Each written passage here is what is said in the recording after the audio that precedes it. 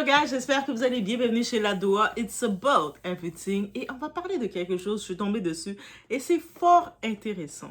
Vous savez, quand une femme trompe, c'est le divorce complet. Quand un homme trompe, on demande à la femme de supporter. Il y a même d'autres coachs, des femmes coachs qui se disent coach en ligne, qui vont même dire, je me rappelle, j'étais tombée sur un message de justement votre coach Amanchik, qui disait aux femmes, tu vas pas laisser un homme simplement parce qu'il t'a trompé. Tous les hommes trompent de toute façon. La facilité de normaliser la tromperie dans les foyers. Ton foyer, tu dois rester dedans et combattre et te battre avec tromperie. Au contraire, si l'homme te trompe, c'est peut-être toi, femme, il y a quelque chose que tu as raté. Tu dois refaire ton devoir. Mais l'homme, lui, il n'est pas là. Il n'y a pas à normaliser. Eux autres, les hommes, ils ont dit non, on ne normalise pas ça. Hein? J'ai envie de dire 2 poids, 2 mesures. Aujourd'hui, nous allons parler d'un sujet qui dérange énormément. L'annonce du pasteur, c'est un pasteur, un homme de Dieu qu'on dit, Paul Bakenda, qui parle de son divorce justement. Il a relancé un débat qui dépasse largement son histoire personnelle. Selon ses déclarations, son épouse aurait commis un adultère. Et oui, elle est la fautive. Il a bien dit, là, il a bien exposé cette femme-là. Il explique également que cette situation l'a profondément affecté sur le plan spirituel et personnel avant qu'il ne divorce. Mais ce qui m'interpelle aujourd'hui, ce n'est pas de savoir qui a raison ou qui a tort dans le couple. Personne ne connaît toute leur histoire. Ce qui m'interpelle vraiment, c'est notre manière de réagir selon que la personne infidèle est un homme ou une femme. Parce qu'on entend très souvent certaines femmes dire à d'autres femmes, vous savez, ces femmes qui, elles savent la douleur de la tromperie. Elles savent les dangers de la tromperie. Et elles vont dire à des femmes que tu dois subir. Et au contraire, va prier. Je sais pas, aller prier quoi? Va prier pour changer le cœur de ton mari qui te trompe. Et voilà. Ces femmes-là, ils vont dire, une femme ne quitte pas son foyer parce que son mari est infidèle.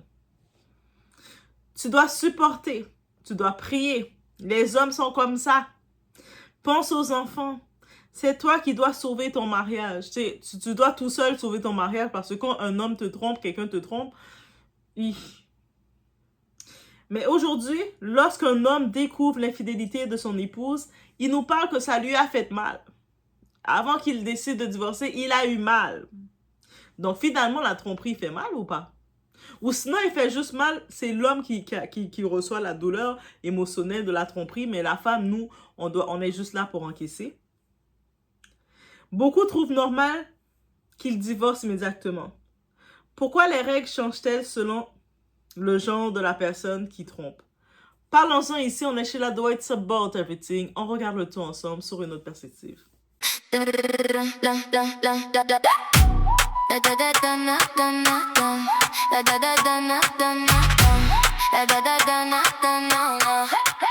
Doa TV baby, j'ouvre la porte, tu viens. Tout ce qu'on vit, tout ce qu'on aime, dans la poche, dans le matin. Viens avec nous aujourd'hui. Tu vas voir, tu vas sentir. On dit vrai, on dit fort. Et la nuit veut revenir. La Doa TV, la Doa TV. It's about everything. L'infidélité, en effet, est parfois banalisée, mais pas de la même façon. Depuis des générations, dans plusieurs cultures, l'infidélité masculine est presque devenue une fatalité. On entend des phrases comme « un homme reste un homme ». C'est sa nature. Il reviendra toujours chez toi. Ah, laisse-le, il va voir plein de femmes se promener. Quand il va devenir vieux, fatigué et il n'aurait plus d'énergie, il va revenir à la maison. Ou des fois, on entend même des femmes qui se vantent, mais au moins, c'est chez moi qu'il vient dormir. Il vient dormir chez toi, il sent l'odeur d'une autre femme. Il a encore les marques d'une autre femme sur le dos. Il a dépensé tout son argent avec d'autres femmes. Mais il vient dormir chez toi et puis c'est supposé être ta récompense. Comme si la fidélité était une qualité facultative chez l'homme. En revanche, lorsqu'une femme trompe, tout devient immédiatement beaucoup plus grave. Elle est rapidement jugée, parfois rejetée, et la relation est souvent considérée comme Irrécupérable. Pourquoi 2 poids, 2 mesures, guys? On responsabilise souvent davantage la femme que l'homme. Lorsqu'un homme trompe, combien de fois a-t-on entendu « Qu'est-ce que sa femme n'a pas fait? Elle devait sûrement le négliger. Bien sûr.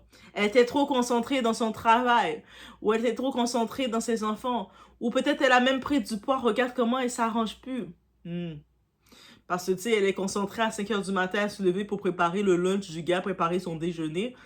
Donc, et il y a les enfants aussi, elle doit s'occuper. Elle est négligée, hein. Elle ne prenait plus soin d'elle, souvent avec le budget de la famille, mais elle passe en dernier. Surtout s'il y a des enfants, elle va complètement passer en dernier. Elle va faire son mari passer, elle va faire ses enfants passer. Elle va essayer de faire en sorte que la maison est présentable. Et souvent même, elle va prendre en charge la famille. Et souvent la belle famille même. Ou sinon, on va dire, elle ne le satisfait plus. Autrement dit, on cherche souvent une explication qui finit par déplacer une partie de la responsabilité vers la femme. Mais lorsqu'une femme est infidèle, la question est beaucoup moins posée. La responsabilité est généralement attribuée directement à son choix. Elle l'a trompé, c'est une mauvaise femme.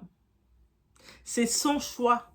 Elle pouvait ne pas le faire et puis elle est allée le tromper avec un autre homme. C'est plus intense. Quand une femme trompe un homme, c'est plus intense. C'est parce qu'il y a des émotions. Donc les hommes, vous n'avez toujours pas d'émotions? En 2026, on peut dire que vous n'avez toujours pas d'émotions, vous? Ok. Les réseaux sociaux amplifient ces contradictions. Aujourd'hui, chacun devient le juge. Les commentaires vont dans tous les sens.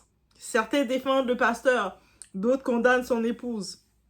D'autres encore prennent parti sans connaître les faits. Les réseaux adorent transformer des situations personnelles en tribunal public. Et surtout que le pasteur, il ne faut pas oublier comment il a fait ça pour parler de son divorce. Il l'a monétisé en tant que tel. Il en a parlé dans son église, devant ses fidèles qui arrivent. Vous arrivez à l'église, vous sortez, votre pasteur, il commence à vous parler de son divorce. Il commence à vous expliquer comment la mauvaise femme, là, cette mauvaise femme que j'ai mariée, que j'aimais tant, elle m'a trompée. Moi. Oh, le pauvre. Et c'est comme ça. Et puis on y va avec la version de celui qui a le plus de gaz. Pas celui qui a le plus raison. La version de la personne qui a le plus de gaz, qui a le plus de visibilité, ou qui utilise les bons mots, ou qui pleure le mieux. Donc lors d'une séparation, c'est comme ça. Quand il y a une séparation, on va voir la personne qui pleure le plus, la personne qui montre le plus qu'elle est bouleversée, ça va mieux passer. En effet, exposer un conflit conjugal publiquement, une décision qui divise. Dans cette affaire, plusieurs personnes réagissent aussi au fait que des éléments très personnels aient été rendus publics. Pour certains, cela permet d'expliquer une décision importante. Pour d'autres, cela expose inutilement une personne qui ne peut pas répondre dans les mêmes conditions. Mais il va pouvoir aussi maintenant parler en tant que l'ex-femme du pasteur. Moi, je m'appelle un tel Jézabel, c'est moi l'ex-femme du pasteur et puis voici ma version. Donc, on peut maintenant avec les réseaux avoir accès à sa version si elle le veut.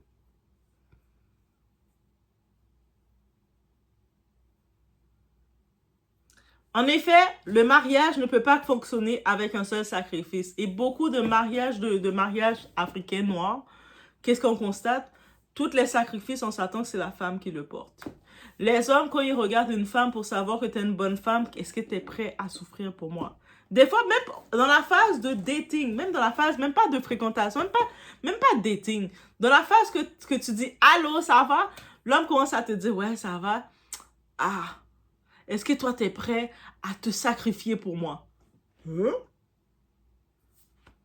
Pourquoi je devrais faire ça? Ah, vous les femmes occidentales, ou vous les femmes canadiennes, ou vous les femmes, ils viennent déjà avec leur discours. T'es comme, mais pourquoi cette question que je dois... Donc moi, on est dans la phase d'apprendre à se connaître, mais tu me parles déjà de sacrifier pour toi. Ça va loin notre couple. Parce qu'ils ont l'image que la femme, ils ont vu leur mère souffrir dans leur foyer. Ils ont vu leur mère pleurer dans les coins. Ils ont vu leur mère se lever à 3-4 heures du matin, commencer à piler la nourriture, les yams et tout ça pour préparer pour leur père infidèle. Ils ont vu leur père un petit peu, les histoires, ils ont entendu les histoires de leur père avec, ça c'est la copine d'Intel, ça c'est sa copine, c'est la copine. Ils ont vu toutes les copines de leur père se promener un peu partout. Ils ont vu leurs frères se présenter, leurs frères, leurs sœurs se présenter dans la maison de leur mère. Et la mère qui devait tout accepter, qui n'avait pas trop son mot à dire. Et c'est ça. La belle famille colonisait cette mère-là aussi. On demande donc de supporter, pardonner, comprendre. Comprendre quelqu'un qui t'a fait du mal. Patienter. Il va finir par te revenir. Oh là, il est en train de s'amuser avec un tel. T'inquiète, il va revenir vers toi. Quand il revient vers toi, souvent il revient fauché, fatigué, haute pression, a moins d'énergie. Il revient tel une loque. Et des fois même, il revient. Il y en a combien d'histoires j'entends, de témoignages. L'homme, quand il a fait tout le temps, il a passé ses plus belles années avec les femmes de dehors. Quand finalement, ce monsieur-là, il a fait un AVC. Il était un côté paralysé. Et là, maintenant, la femme qu'il avait chassée, sa femme, là, techniquement, il l'avait chassée, mais il n'avait pas officiellement divorcé. Parce que beaucoup des hommes africains, ils n'aiment pas divorcer. Je ne sais même pas généraliser. J'ai vu beaucoup de témoignages comme ça. Ils n'aiment pas divorcer officiellement. Donc, même si ils sont chacun de leur côté, mais il n'y a pas le divorce qui est fait. Et même quand le divorce, des fois, peut être fait, dans leur tête à eux, tu es toujours ma femme. T'es toujours ma femme. Et là, ce type, il avait eu le temps d'acheter parcelle pour une autre femme. Il avait d'autres enfants avec une autre femme plus jeune, plus qu'une femme coquette comme il les aimait. Et là, quand le moment qu'il a fait son AVC, il est à moitié paralysé. Et la jeune femme, elle a regardé, elle a fait « Ah! Moi, comme si j'ai encore ma beauté, ma jeunesse, mon énergie, je vais me retrouver à m'occuper de cet homme à moitié invalide, paralysé, c'est-à-dire je vais devoir me lever, le torcher, m'occuper de lui. I can't, je suis pas venue pour ce plaisir, j'ai pas signé pour le meilleur ou le pire avec toi, de toute façon. » La femme a pris toutes ces choses, puis elle l'a rechassé. Et puis, où est-ce qu'il est? C'est sa première femme qui était dans la galère avec les enfants.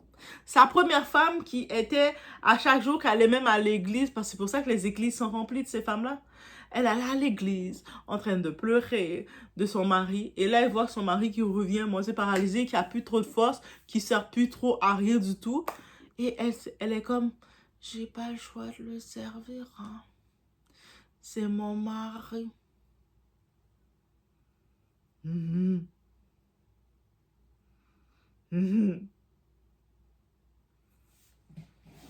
Et c'est ça. Et il y a beaucoup de cas comme ça. Et quand les autres ne comprennent pas, et puis elle dit, c'est le papa de mes enfants. Et les enfants, quand ils regardent ça, ils se rappellent que pendant presque 10 ans, 20 ans, leur père, là, ils calculaient pas leur mère. Ils étaient dans la misère. Et là, ils regardent, ils voient le monsieur qui est dans la maison, et puis c'est leur mère qui est en train de se torcher pour le servir, lever, aller travailler. Souvent, on les voit comme, elles vont travailler dans des emplois comme ménagères ou peu importe, des emplois difficiles et fatigants. Et puis, quand elle arrive à la maison, elle ne se repose pas, elle continue de travailler pour cet homme. Et puis, cet homme, des fois, on va voir qu'il les parle mal parce que they didn't like her. Tu ne peux pas être avec un homme, quand il avait son argent et tout, c'est pas avec toi qu'il profitait de son argent. Mais quand il va pas bien, tu dois être là pour le servir. Mais c'est ça. Habituellement, un mariage doit reposer sur 2 personnes. La reconstruction demande un engagement mutuel.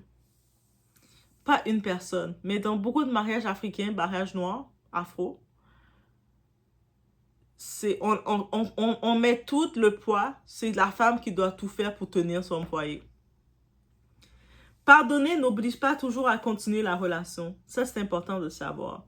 Il est important de distinguer 2 choses. On peut pardonner, mais pardonner ne veut pas dire, mais malgré cela, reconnaître que la confiance est définitivement brisée.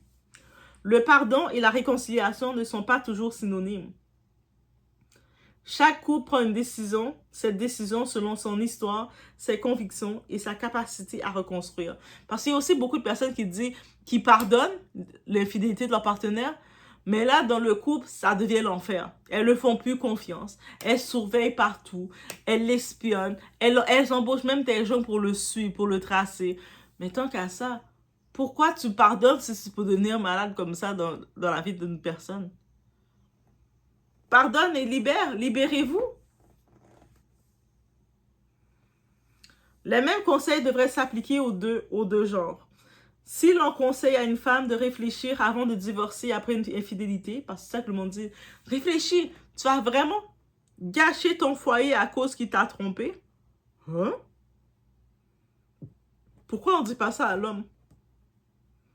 Alors, ce conseil devrait également être valable pour un homme, et inversement. Les principes ne devraient pas changer selon le genre. Arrêtons de normaliser les comportements toxiques. L'infidélité n'est pas une preuve de virilité. Ce n'est pas une étape normale du mariage. Ce n'est pas quelque chose qu'on devrait encourager ou excuser automatiquement. Chaque infidélité détruit une partie de la confiance construite pendant parfois des années. Les nouvelles générations veulent davantage de réciprocité maintenant. Aujourd'hui, beaucoup de jeunes couples recherchent autre chose. Ils veulent une relation basée sur le respect, la fidélité, la transparence, la responsabilité partagée.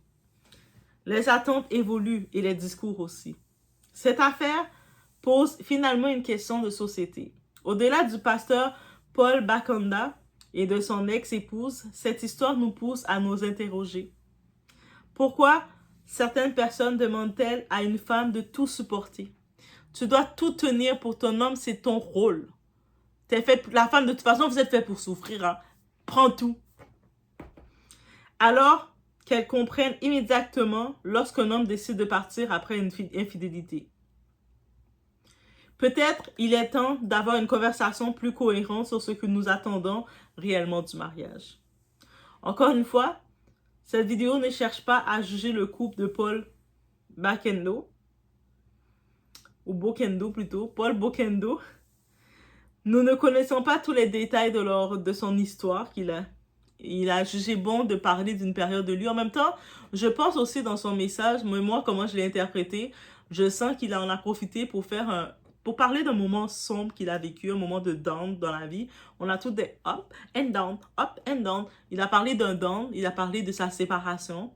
Il a parlé on a pu comprendre que probablement au début, il n'avait pas entamé le divorce, mais il s'est rendu compte que ça n'allait pas.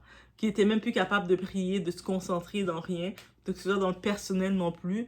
On peut imaginer qu'il avait vu son down était vraiment intense jusqu'à ce qu'il se rende compte. En regardant la femme, il a dit, même si je te pardonne, je ne peux plus rester avec toi. Je vais toujours avoir ça en tête. C'est over. Et c'est tout à fait normal de s'écouter.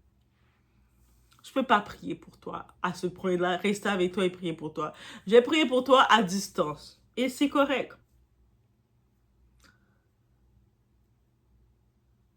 Donc, c'est sûr qu'il n'est pas allé dans toutes les... Il a quand même donné certains points que peut-être certains ont jugé très, très intimes. Mais en même temps, dans ces points, il a donné des détails de l'histoire, de comment ils se sont rencontrés. En plus, c'est un couple qui se connaissait jeune. Là, et ça faisait plusieurs années, ils se connaissaient jeunes. Et puis après, ils sont entamés au mariage. Et puis la femme, mais elle voulait goûter, ou je sais pas. Y a-t-il une raison pour l'infidélité? En revanche, cette affaire met aussi en lumière une question qui concerne beaucoup de couples. Appliquons-nous les mêmes principes aux hommes et aux femmes lorsqu'il est question de fidélité? Pour certains, une infidélité met fin au mariage. Pour d'autres, le pardon reste possible. Il n'existe pas une réponse universelle. Ce qui mérite réflexion, c'est la cohérence de nos conseils. Si nous valorisons la fidélité comme fondement de couple, cette attente devrait être la même pour chacun, sans distinction du genre. Laissez-moi savoir en commentaire, pensez-vous que notre société applique les mêmes standards aux hommes et aux femmes face à l'infidélité? Le pardon devrait-il être envisagé de la même manière dans les deux cas? Surtout aussi, des fois, les discours que j'entends certains hommes dire, surtout des fois, il y a beaucoup d'hommes, il y a certains hommes, par exemple, il y avait ce type-là, un Congolais. Ah, mais de toute façon, ça peut arriver, un homme peut s'échapper et puis tromper. Ben, une femme, non, il n'est pas question. Quand j'ai entendu ça, mon cerveau a fait drapeau rouge. Après, ils vont dire les phrases, ah, mais vous, les femmes en Occident aussi, vous n'avez pas la même mentalité. C'est-à-dire que pour eux, leur image, souvent, ils attendent de la femme, parce que c'est comme ça qu'ils perçoivent la femme noire, la femme afro, la femme africaine. Ils perçoivent que la femme africaine, la femme noire, on est là juste pour tout accepter leurs déchets qu'ils nous donnent. Ils ont un sac poubelle, ils te mettent les déchets, toi tu dois tout accepter et tu vas même les trier. Et quand tu vas trier, tu vas faire le recyclage de ce qui est bon ou pas. Ils s'attendent avec le sac de poubelle qu'ils vont te tendre que tu vas en sortir des trésors. Mais quand ils se mettent, ces mêmes hommes-là, ils vont se mettre avec une femme étrangère, souvent, on va voir que ils vont être un peu plus, ah non, là, il y a tel comportement que je peux plus faire. Parce que elle est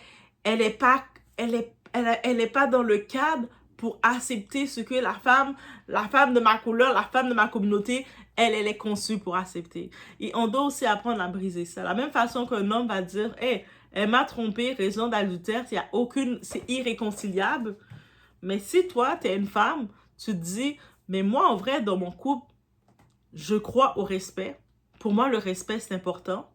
Si pour moi, dans mon couple, la transparence est importante, si pour moi, la fidélité, c'est important dans mon couple, mais pourquoi tu vas accepter que ton partenaire te trompe? C'est-à-dire que s'il t'accepte qu'il te trompe, la tromperie, c'est un manque de respect. C'est une humiliation, donc il t'humilie. En plus de ça, il te met en danger dans ta santé parce qu'il te trompe. Est-ce que tu es vraiment clair qu'il n'y a pas quelque chose qui peut aller chercher et ramener dans ton foyer?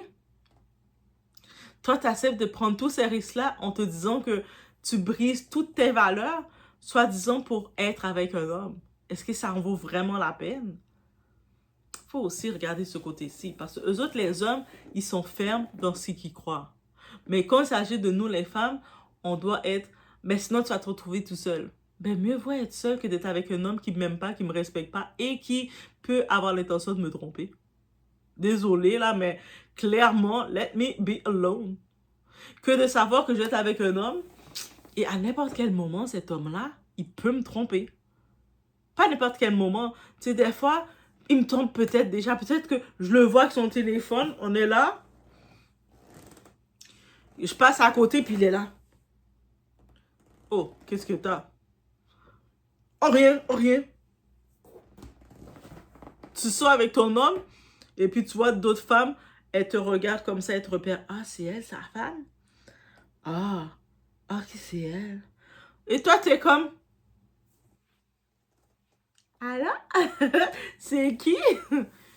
Oh, tu te mets en danger à chaque fois parce qu'on ne sait jamais les femmes et puis les rivales qui vont te chercher, on ne sait pas leur état qu'elles ont, leurs émotions qu'elles peuvent développer pour cet homme. Et puis elles peuvent vouloir venir t'attaquer. Toi, tu es toute innocente. Tu penses que tu es tranquille avec ton homme et puis oh, mais tu te mets en danger. Pensez à ça aussi. Les attaques d'acide, toutes ces affaires-là qui arrivent. Tu te mets en danger par un folle dingue à tout moment. C'est ça que ça veut dire aussi, l'infidélité. Et quand on veut dire aux femmes, vous devez accepter ça, il y a des femmes qui sont rendues paranoïa. Elles travaillent plus, elles vivent plus tellement qu'elles surveillent leur homme. Et je peux pas être en couple avec toi. Et tellement t'as aucun contrôle de toi-même, t'as tellement ton instinct animal que je peux pas savoir qu'est-ce que tu fais. Le moment, il y a des hommes là, ils font ça. T'es au restaurant. Au moment, on était dans un restaurant entre amis, entre filles. On était là. Le type, il est avec sa copine ou sa femme. Et il y avait une femme avec lui. Une belle femme en plus avec lui, qui avait sa belle petite robe et tout. Le type était assis, il a mis sa femme assise qui nous tournait le dos. Lui était en face de nous et puis il commençait à faire des signes. J'étais comme, il est malade lui? Sa femme est là! Et de temps en temps, à cause il n'arrêtait pas de faire des vieux signes bizarres, sa femme, elle se tourne pour voir qu'est-ce qui se passe. Mais moi, j'étais comme, le respect est parti. Eh, comment tu peux être avec un homme dans ta face? Tu vois qu'il est comme ça? Et puis il est en train de regarder d'autres femmes. La femme est en face de lui, j'étais comme, waouh! Toi, t'imagines d'être avec un type d'homme comme ça. Dans ta face, il commence à faire d'autres signes à d'autres femmes. J'étais comme, en parlant entre nous les filles, on était comme, je sais pas si c'est sa vraie femme ou si c'est sa copine. Mais j'ai fait, c'est chaud. Après, Mais parce qu'ils sont comme ça, les hommes, doigts, il faut les accepter. Mais eux autres, les hommes, ils acceptent pas ça. Pourtant, pourquoi les hommes, eux autres, là, t'as une femme, tu trompes ton homme, à 99%, je donne le stade direct, c'est le 1%, peut-être que l'homme, il va être un petit peu en amour, il va essayer de te donner une chance. Mais même quand il te donne une chance, ça va pas durer. Parce que la plupart du temps, là, tu te trompes, là. Même des fois, un homme est très... J'en ai parlé avec des hommes, il y a même des hommes qui ont dit... Même des fois, tromper, là, pour un homme, c'est que t'as une femme, t'es en train de déjà discuter avec un autre homme sur les réseaux, puis vous avez une belle longue conversation, vous parlez de tout, tu te confies. Des fois, pour certains hommes, pour eux, c'est assez pour dire, tu me trompes. Et puis eux autres, ils jouent pas avec ça. Ma femme ose me tromper, c'est fini. Je la fous dehors, je la chasse. Mais nous, les femmes, on nous dit, il y a des coachs, tu vas voir des madames qui... Elles sont dans des générations avant nous. Au lieu de nous donner des conseils, elles devraient être des yayas pour nous donner des bons conseils. Dire, hey, mesdames, ça sert à rien d'accepter l'infidélité, c'est un manque de respect, ça peut vous briser votre vie. Elles vont vous dire, non, mais tu dois rester, hein? Tu dois rester, tu le laisses, tu vas être tout seul, hein? Ben, reste tout seul. Tant qu'à ça, reste tout seul. Si t'as trop peur de ta solitude, achète-toi un petit chien ou achète-toi 4 chats. Ben. Bref, je vous laisse sur ce, guys. On se retrouve au prochain.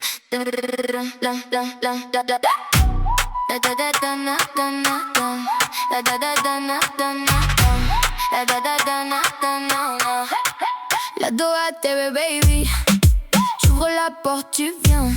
Tout ce qu'on vit, tout ce qu'on aime. Dans la poche, dans le matin. Viens avec nous aujourd'hui. Tu vas voir, tu vas sentir. On dit vrai, on dit fort. Et la nuit veut revenir. La Doha TV, la Doha TV. It's about everything. La Doha TV, la Doha TV. Viens avec nous aujourd'hui. La Doha TV, la Doha TV.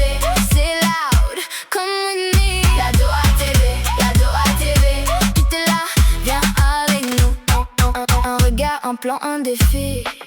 Des rires dans la cuisine. Des histoires, des envies. Ça tourne, ça s'illumine. Viens avec nous aujourd'hui. Tu vas voir, tu vas sentir. On dit vrai, on dit fort. Et la nuit veut revenir. La Doha TV, la Doha